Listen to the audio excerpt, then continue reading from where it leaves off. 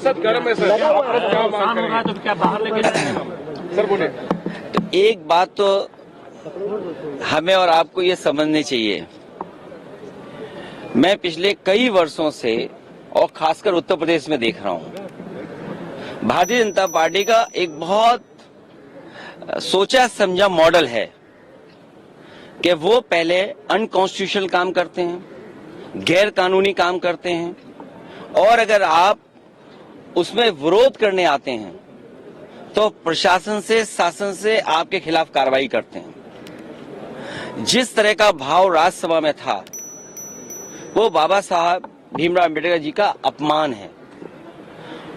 न केवल हम समाजवादियों के बल्कि पूरे देश के शोषित, वंचित, पीड़ित, अपमानित लोग और जो समाज में सबसे पीछे छूट गए थे उनके लिए आज भी वो पूजनीय हैं।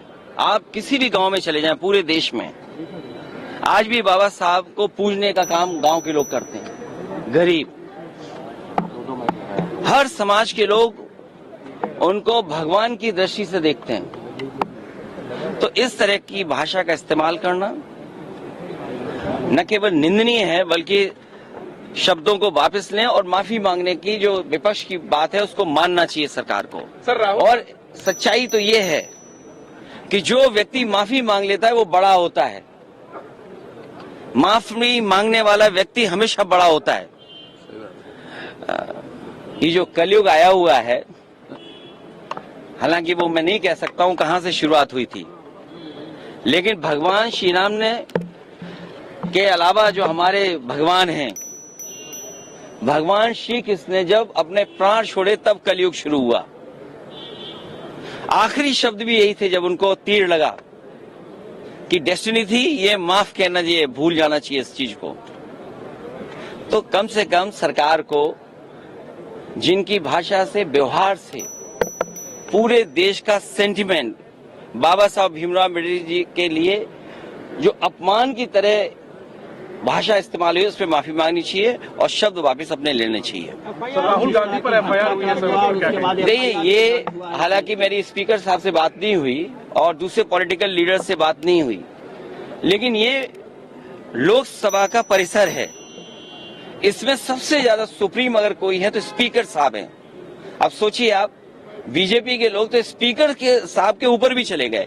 हालांकि मेरी किसी पॉलिटिकल पार्टी से बात नहीं हुई, लेकिन ये जो परिसर है वो लोकसभा का है, तो स्पीकर साहब के पास हम बैठ करके बहुत सारी चीजों को सुलझा सकते थे। लेकिन मैंने जो बात शुरू में कही, भारतीय जनता पार्टी के पास तरीके हैं, उनके पास मॉडल हैं, अंडरग्राउंड पॉलिटिकल उनके पास राय मशवरा आता है।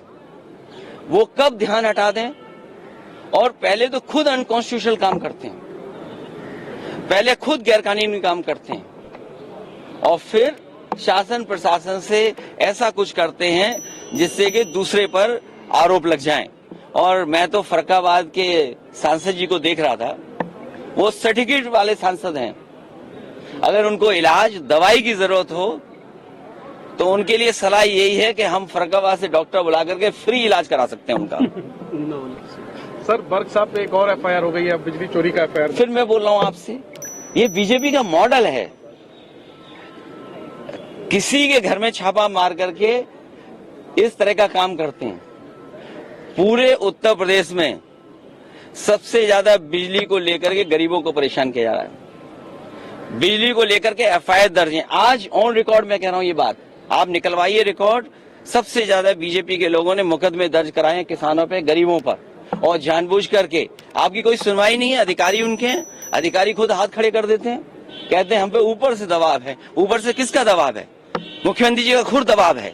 और आज आपने अखबार में पढ़ा कि जब 5 लोग मर गए, न जाने कितनों पे झूठे मुकदमे लग गए, न जाने कितनों को अपमानित होना पड़ा है, घरों में पुलिस गई है, महिलाओं के साथ अपमान का व्यवहार हुआ, तब कह रहे हैं कि हर मंदिर को नहीं खोदना चाहिए।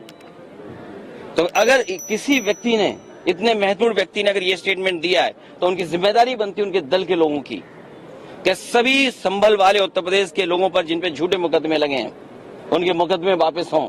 हालांकि जान वापस नहीं कर सकते, कोई धरती पर ऐसा नहीं जो जान वापस कर दे, लेकिन कम से कम उन परिवारों की सरकारी मदद करे जिस तरीके से मुआवजा वो और दूसरे लोगों को देते हैं। आरएसएस चीफ ने जो कहा है कि सद्भाव से रहना चाहिए और उन्होंने कह दिया, इसी में कह दिया। सर कल जो कुछ हुआ संसद भवन परिसर में, तो इस तरह की घटना ना हो। मैं तो चाहूंगा ऐसी घटना ना हो। हम एक दूसरे से, हमारा हमेशा व्यवहार अच्छा रहता है, लेकिन बीजेपी वालों को कौन समझाए? बीजेपी वालों को कौन समझाए? सरकार उनके पास है, प्रशासन उनके पास है, पुलिस उनके पास है। अगर ये लोकसभा परिसर में हुआ है तो चाहे कांग्रेस चाहे बीजेपी को सबसे पहले स्पीकर साहब के पास जाना चाहिए था। बीजेपी को स्पीकर साहब से शिकायत करनी चाहिए थी। और अक्सर हम और आप तो देखते हैं, जब आपको बाहर किया जाता है तो स्पीकर साहब आपको बाहर करते हैं, पुलिस बाहर नहीं करती है आपको। तो ये शिकायत अगर बीजेपी के लोगों को करना था तो स्पीकर साहब से शिकायत करते, स्पीकर साहब सभी लीडर्स को बुला लेते, हम लोग बात कर लेते। अखिलेश जी, कल जो धक्का मुक्की वाला प्रकरण जब आपकी जानकारी में आया उसके बाद फरक्काबाद वाले तो नकली सर्टिफिकेट से जीत करके आए हैं, केवल सर्टिफिकेट से जीते हैं वो। और मैं तो कहूंगा उनके इलाज के लिए हम लोग मदद करना चाहते हैं। पंजाब के किसानों पर अखिलेश जी मिलने जाएंगे क्या सर? किसान बोर्ड से हटाए। लोहिया जी की वो बात मुझे याद आती है। लोहिया ने कहा कि एक तो जेल में जाते रहो, दूसरा फावड़ा और तीसरा वोट। तो किसान की हर मांग के पक्ष में हम, और भूख हड़ताल के पक्ष में हम नहीं है। लोहिया जी, समाजवादी लोग कभी भूख हड़ताल के पक्ष में नहीं रहे। हम लोग संघर्ष और वोट की ताकत से हटाने के पक्ष में रहे। हमें उम्मीद है किसानों की सरकार सुनवाई करेगी। और आपको भी पता होगा कितनी किसको चोट लगी। आपसे बेहतर कौन है? सब कैमरे आपके पास हैं। अब आपका चेहरा भी बता रहा है कुछ ऐसा है जो हम नहीं जानते हैं।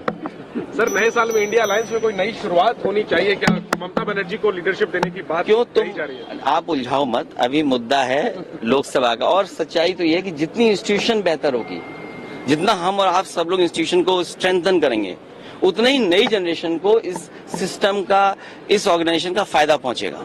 विधानसभा के चुनाव में समाजवादी पार्टी का बीजेपी हारे, समाजवादी पार्टी कैंडिडेट खड़े करेगी, वो अलायंस होगी। बीजेपी हारे उस दिशा में समाजवादी लोग साथ देंगे। इसके प्रायोजक हैं एडवांस कंप्यूटर, निकट इंडियन बैंक, बूढ़नपुर, आजमगढ़।